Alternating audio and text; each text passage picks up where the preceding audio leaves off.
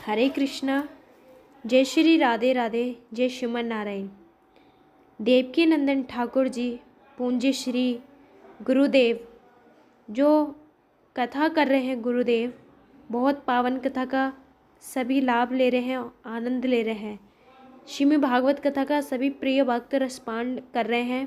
और देवकी नंदन ठाकुर जी जिस प्रकार से कथा करते हैं, जिस प्रकार से भक्तों का मन मोहित करते हैं अपनी वाणी से, और वो भजन गाते हैं कथा में, हमारे भगवान कृष्ण के बारे में तो बताते हैं, साथ में हम मानव मनुष्यों के लिए आने वाले जीने जो आ रही है और अपने जो प्रॉब्लम चल रही हैं जीवन में, कथा में कुछ ऐसी बातें बताते हैं जो हमारे जीवन भर काम देंगी।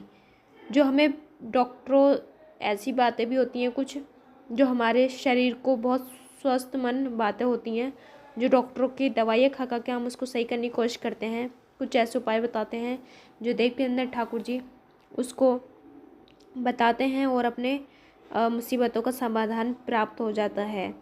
और श्रीमद् भागवत कथा हमें सभी को यही सिखाती है, यही उद्देश्य देती हैं कि जीवन में भजन, जीवन में श्रीमद् गीता ये बहुत ज़रूरी है पढ़ना। जैसे आत्मा परमात्मा के बिना अधूरी होती है, वैसे ही हर जीव, कोई भी संसार में कोई भी चीज़ बनी है या जीवन मिला है, कोई ना कोई इसका विशेष कारण है। मानव हमें मनुष्य तन मिला है तो इस तन से हमें भजन करना है, अपने अच्छा कर्म करना है, अपना अच्छा जीवन भी जीना है और ज़्यादा से ज़्यादा लोग भक्तों की सहायता भी करनी है, क्योंकि कर्म तभी सबसे बड़ा है जब धर्म से जुड़ा है। ना तो कर्म भी छोटा माना जाएगा अगर धर्म से जुड़ा नहीं है। धर्म ही हमारा सबसे बड़ा एक मंदिर है और धर्म ही से ही सब कुछ अपना है। और बात करें श्री अनिरुद्धाचार्य गुरुदेव की, जी हाँ, जो आजकल सोशल मीडिया पे बहुत ज़्यादा सुर्खियों में है और सुर्खियों में बटोर रहे हैं सुर्खियाँ। न्यूज़ चैनल पे भी देव श्री अनिरुद्धाचार्य जी पहुंच चुके हैं। न्यूज़ चैनल वालों ने भी बहुत ज़्यादा सवाल किए गए गुरुदेव से, पर गुरुदेव इतने जनों के बीच में भी खरा जवाब दे रहे थे। जो वो अपने श्रीमद् भागवत कथा में भक्तों से बोलते हैं, वही न्यूज़ में भी उन्होंने खरे जवाब दिए और खरे जवाब अपने सही उतरे।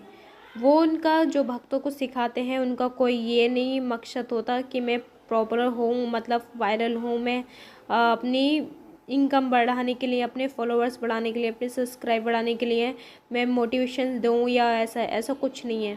वो सच्चे हृदय से अपने सभी समाज बेटियों की सपने भारत की सेवा करने का भाव रखते हैं। जो वो कथा में बोलते हैं स्वयं पहले अपने जीवन में खुद करते हैं। वो बेटियों को और माताओं को, बहुओं को यही सिखाते हैं, संस्कार सारे शौक करो, सब इंजॉय करो जीवन, लेकिन मर्यादा में। जब रामायण में वनवास हुआ था हमारे प्रभु राम जी को और हमारे सीता माँ को, लक्ष्मण जी को, तो जब दोनों भाई वन में निकले थे तो माता जी के लिए सुरक्षित के लिए एक लकीर काट दी थी लक्ष्मण जी ने कि माता भाभी माँ इस लकीर से आगे ना निकलें। तो उस लकीर का मतलब था कि इस जंगल वन में कुछ भी हो सकता है, हम सुरक्षित के लिए एक लकीर काट देते हैं।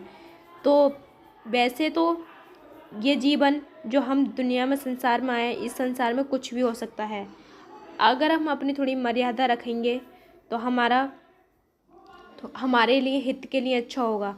लेकिन आजकल बहुत से जिस्म को दिखाना मॉडर्न समझते हैं, अपने आप को जिस्म दिखाकर मॉडर्न साबित करते हैं। ये माना तुम्हारी मॉडर्न गरीबी अंदर से बहुत ज़्यादा अच्छी लगती है, लेकिन जो बाहर जो जिस्म दिखाते हैं उस पे ये श्री अनिरुद्धाचार्य जी उन संस्कारों के खिलाफ कहते हैं जो कि आप कहते हैं आजकल माता पिता की सेवा नहीं करते लोग, भक्तों माता पिता को निकाल देते हैं लोग बेटे आजकल के। ये कहाँ की मॉडर्न गिरी है, कहाँ के संस्कार हैं ये। लेकिन श्री अनिरुद्धाचार्य जी देवकी नंदन ठाकुर जी हुए अपने भारत बेटियों को, अपने भारत बच्चों को सही शिक्षा दे रहे हैं। तो लोग बार उन पे उंगली उठाते हैं, उन पे सवाल खड़े करते हैं। वहीं अगर कुछ अन्याय या कुछ भी घटना घटती है तो कोई भी उस चीज़ पे सवाल नहीं उठाते। जो देवकीनंदन ठाकुर जी हैं, जो हमारे धर्म का विरोध करते हैं, जो भी सनातनी या कोई भी, तो उनकी उंगली तोड़ने वाले देवकीनंदन ठाकुर जी इतने कट्टर सनातनी हैं, अच्छे से उनकी ठटरी वार देते हैं। और श्री अनिरुद्धाचार्य जी हुए, बागेश्वर धाम सरकार हुए, या फिर देवकीनंदन ठाकुर जी हुए, ये अपने सनातन धर्म को बचाने के लिए, रखने के लिए हर उत्तर से देखते हैं, प्रश्न का उत्तर देते हैं। जो भी अपने हमारे सनातन धर्म पे कुछ भी हमारे उनके जवाबों को लेके कोई भी आज या कोई भी सवाल करता है, वो उसका उदाहरण भी देते हैं, उसका हर जवाब भी देते हैं।